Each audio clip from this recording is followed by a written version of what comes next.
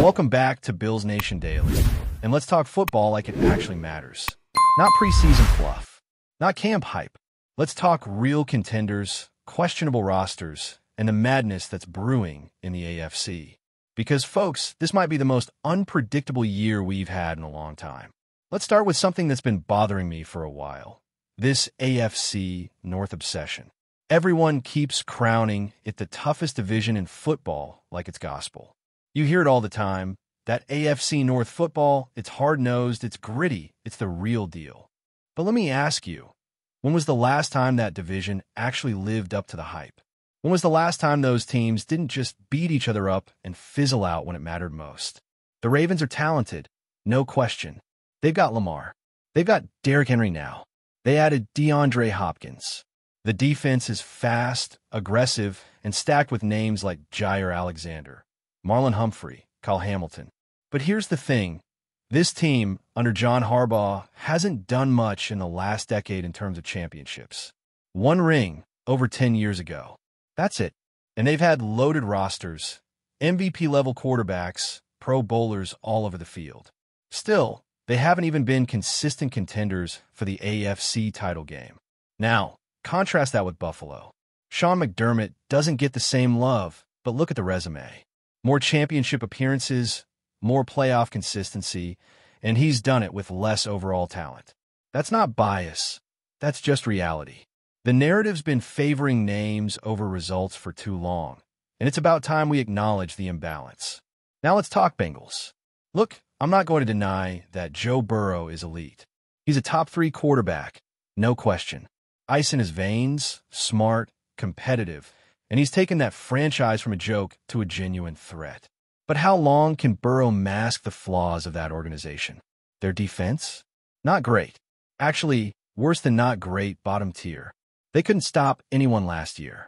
They've tried to retool, brought in a new coordinator, added a few pieces, but unless they make a dramatic leap, this is still a one-sided team.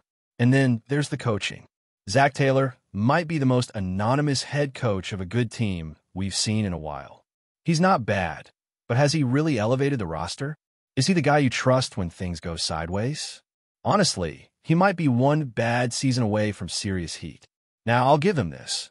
If they had even an average defense last year, say 15th or 18th ranked, they'd probably make the playoffs. That offense is that good. So yes, they're dangerous, but they're also fragile. All the overreactions from the preseason don't help either. They give up 2 drives to Washington in a meaningless August game, and suddenly it's doom and gloom again? Come on, let's go down the list. Ravens, Bengals, Steelers, Browns. That's your AFC North. The Ravens might have the best complete roster in the league, but they've got legacy pressure on them. Lamar has to finally deliver in January, and now they've given him more weapons than ever before. It's now or never. The Steelers are a weird one. Year after year, they win 9 games. Doesn't matter who's at quarterback. Doesn't matter who's calling plays. Mike Tomlin keeps the train on the tracks. But that quarterback situation this year, it could go sideways fast. There's a lot of personality at that position now, and that's new for Tomlin. We've seen him handle diva receivers, defensive stars, even Ben Roethlisberger's late career phase, but a loud, unstable QB room. This could be the season where even Mike cracks a little. But let's not act like the Steelers are some juggernaut. They've been mid for years. Respectable, yes. Dangerous in January? Not so much. That division gets away with a lot of hype. It's become more myth than substance. Now the Browns. Look, I'm not going to spend too much time here. You know what the Browns are. A team with talent. A defense that has potential. And a quarterback room that feels like a punchline. Deshaun Watson's situation is still uncertain. Behind him, it's chaos. Joe Flacco, Shadowr Sanders, Kenny Pickett. This is not a quarterback room built for deep playoff runs. And yet, they'll find a way to beat someone they shouldn't in Week 8, confuse everyone, and finish 7-10. Let's shift to something more relevant, the AFC East. This is where the real heat is. The Bills are still the class of the division. They've been consistent, they've been dangerous, and they've upgraded where it matters. But here's the surprise pick. The Jets are finishing second. Yeah, I said it. No, they don't have a superstar quarterback. but they built something with real structure now. That defense? Nasty, fast, physical, and they finally seem like they know what kind of team they are. Now, I'm not saying they're ready to knock off Buffalo, but second place in this division is no joke. The Patriots? I think Mike Vrabel is going to do his thing. He's not Belichick, but he's the right kind of coach for that organization right now. They've got to rebuild the infrastructure, the analytics, the support staff, everything Belichick neglected. But Vrabel knows how to do more with less. This might be a reset year, but long-term, they're going to be back. Then you've got the Dolphins. And I'll be honest, I think the wheels are about to come off. It's already getting shaky. The culture isn't right. The roster feels thrown together. Mike McDaniel? He might be gone after this season. And even with all the talent, it just doesn't feel like a team that's built to last. The attitude is off. The structure isn't there. And this whole thing is teetering on collapse. Now let's hit the AFC South. And yes, I know what you're thinking. Who cares? But actually, the Texans might be the most interesting team in the conference. C.J. Stroud is legit. He's got poise, command, and now protection. They've revamped the offensive line. Their defense is aggressive, young, and mean. DeMeco Ryans looks like he knows exactly what kind of team he wants. And this might be the year they dominate that division. Everyone else, toss a coin. The Jaguars are a mess. Trevor Lawrence has the talent, but he's been underwhelming. They brought in some exciting rookies, but if Lawrence can't make it work with these guys, then what are we doing? The Colts? Still trying to figure out who they are. The Titans? A team in transition with a young quarterback who might surprise people, but not enough to matter. And then there's the AFC West. Finally, some drama. The Chiefs are still the team to beat, but the competition is catching up. The Broncos have improved. Bo Nix gives them stability, and Sean Payton, as much as I dislike the guy, can coach. Their defense? Nasty. They've got playmakers everywhere. I don't know if they're ready to beat Kansas City yet, but they're not afraid of them either. The Chargers? I'm over it. I've been hurt too many times. Great roster, talented quarterback, but they just don't deliver. Every year we talk ourselves into them, and every year they disappoint. Justin Herbert is great until the playoffs. That's when he disappears. New coach or not, I need to see it before I believe it. Then there's the Raiders, quietly building something. No nonsense, just football. And sometimes that's enough to steal a few games. They got adults in the room now, and that alone makes them more dangerous than people realize. But the Chiefs? They've got the gold standard. Ownership, coaching, quarterback, defense. They've got all. But how long can they keep going? Eventually, the grind catches up to everyone. Maybe this is the year they start slow, 3-3, maybe, and people start asking questions. Not because they're bad, but because the standard has been impossibly high for so long. And look, while we're still talking Chiefs, let's address the elephant in the room, Travis Kelce. Now, I'm not going to sit here and say he's washed, but this isn't the same Kelce we saw 4 years ago. He's still a top 5 tight end, no doubt, but something feels different. Maybe it's the injuries piling up. Maybe it's all the off-field stuff, the podcast, the commercials, the global tours, the celebrity relationship. Whatever it is, he didn't look locked in during last year's playoffs and that Super Bowl. That was not vintage Travis Kelce. He looked disinterested, out of rhythm, and borderline detached. And that's rare for a guy who usually shows up when the lights are brightest. So the question is, where is his focus now? Is he still that guy who lives and breathes football? Or is he starting to drift, maybe even subconsciously, toward life after the game? Because for the Chiefs to keep this run going, they need him engaged. Mahomes can only carry so much on his own.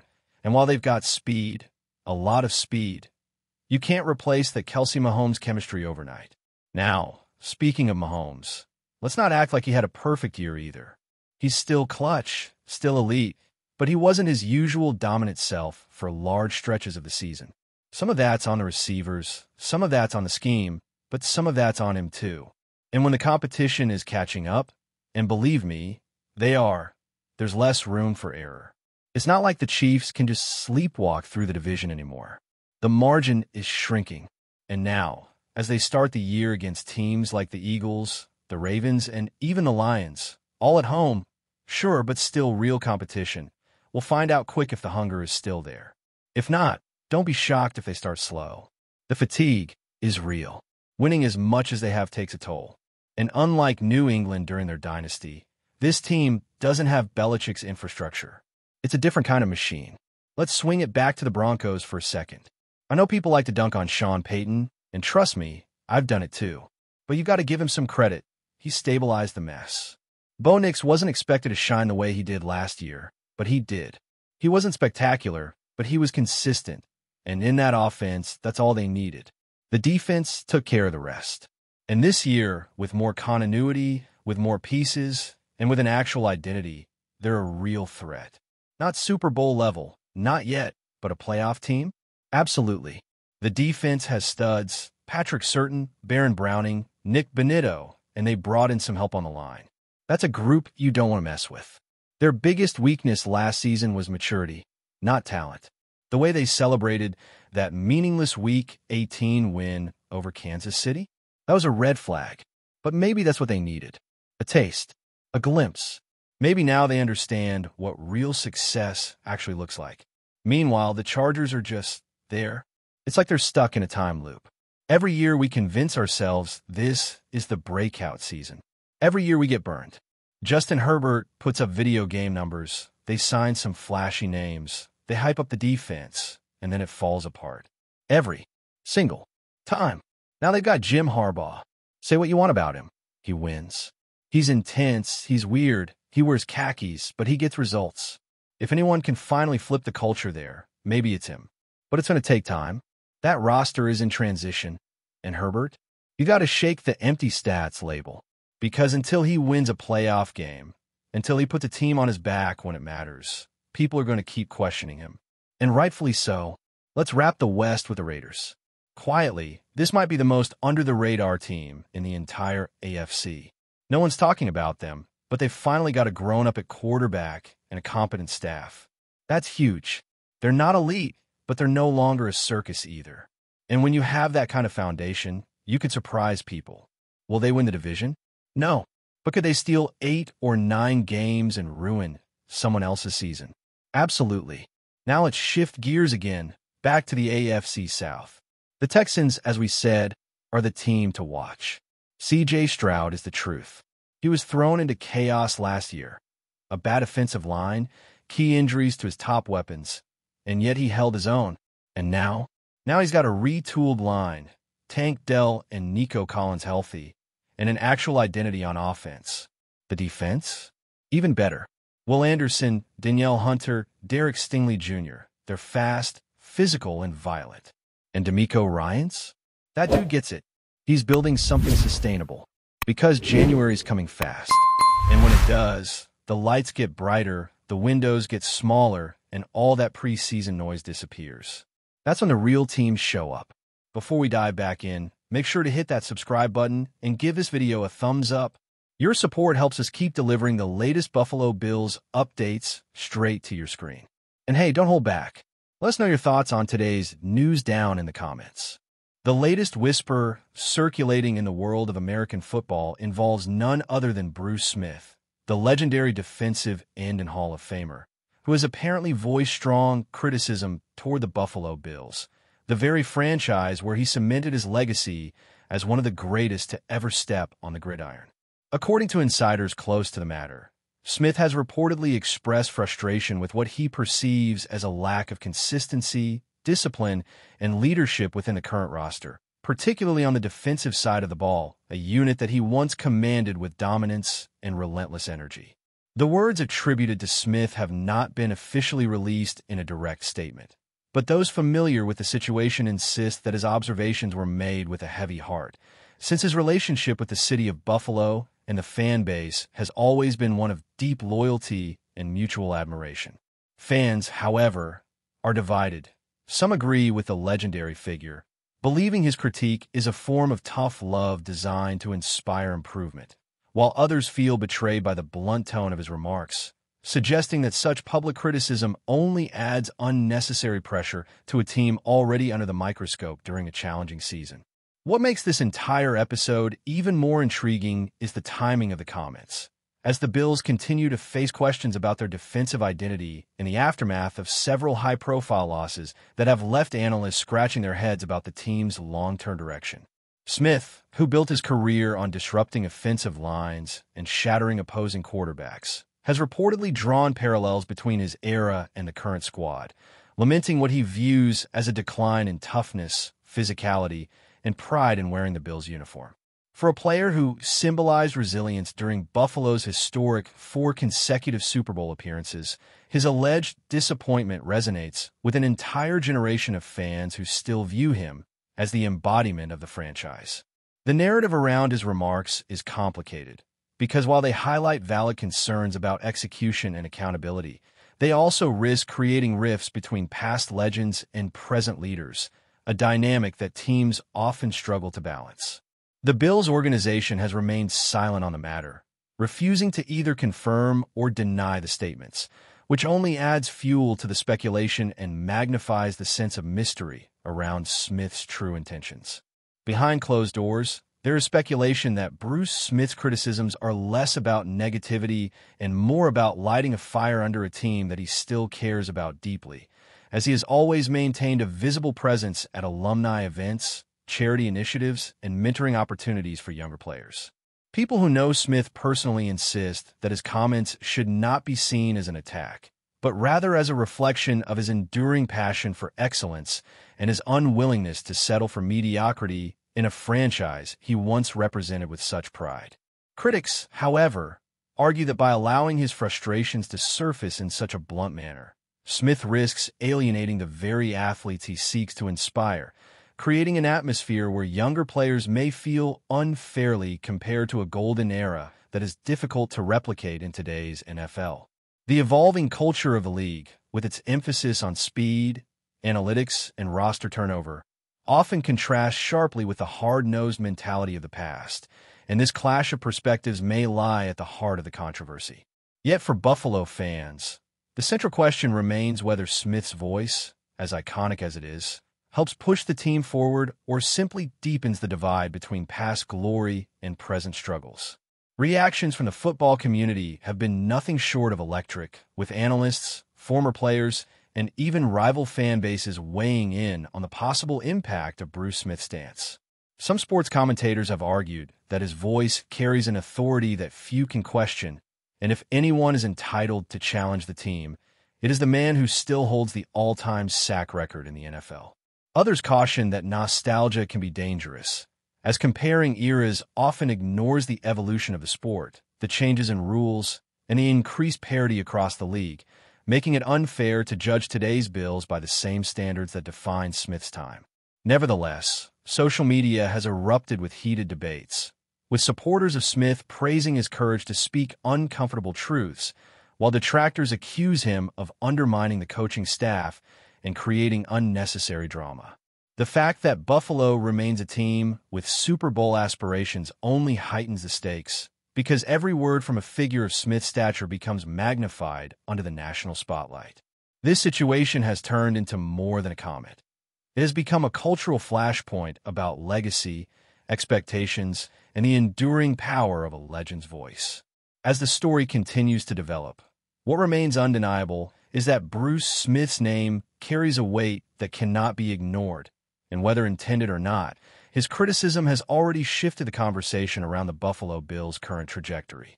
In the broader narrative of sports, this episode illustrates how the past and present often collide, with legends holding the mirror up to modern athletes in ways that can either motivate or demoralize.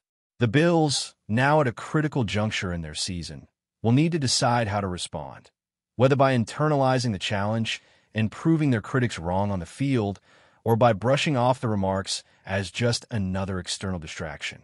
For fans, the situation is bittersweet, because while they cherish Smith's honesty and lifelong connection to the franchise, they also crave stability and unity at a time when the margins between victory and defeat are razor thin. Ultimately, whether Smith's words become a catalyst for resurgence or a source of lingering controversy may define not just this season, but also how future generations perceive the relationship between the franchise and one of its most celebrated icons.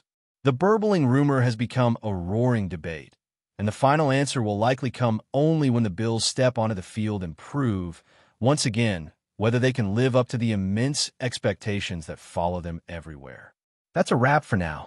If you enjoyed the video and want to stay on top of all things Buffalo Bills, make sure to subscribe and hit that like button. We'd love to hear what you think in the comments. See you in the next update.